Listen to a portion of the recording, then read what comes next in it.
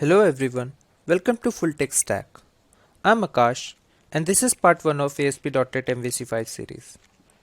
In this video, we will have the understanding of ASP.NET MVC5. This video tutorial is for the beginners as well as for the professionals. Let us then get started by looking into each term separately. First ASP.NET and then MVC. What is ASP.NET? Let me tell you. ASP.NET is a creation of Microsoft, a web framework that extends .NET and uses tools, libraries, and technologies including web form and MVC for building web applications and web services. Although web forms were very successful, Microsoft thought of developing ASP.NET MVC. The main issue with the ASP.NET web forms is code management and then performance. Since this video is about MVC, let us focus in that only. So now, what is MVC? MVC is not a library. It is not a framework. It is a design pattern that helps us achieve separation of concern.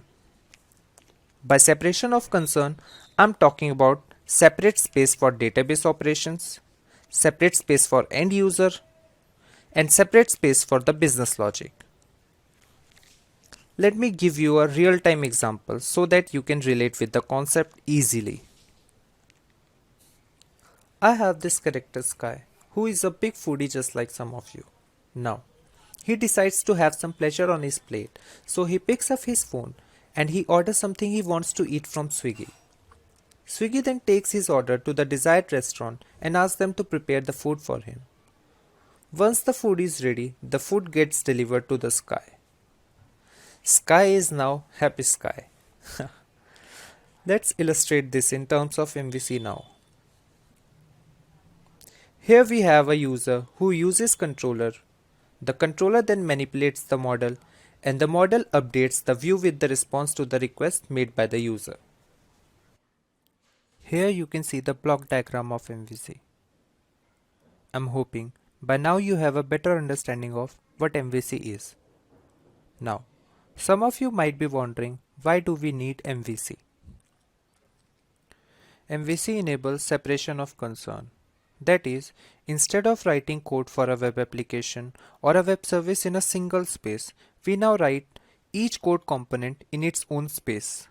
Also, using ASP.NET MVC, it gets a lot easier to work in a team without affecting the work of any other team member. With all this, it becomes a lot easier to test and maintain MVC applications. Let us wrap up this part with this summary.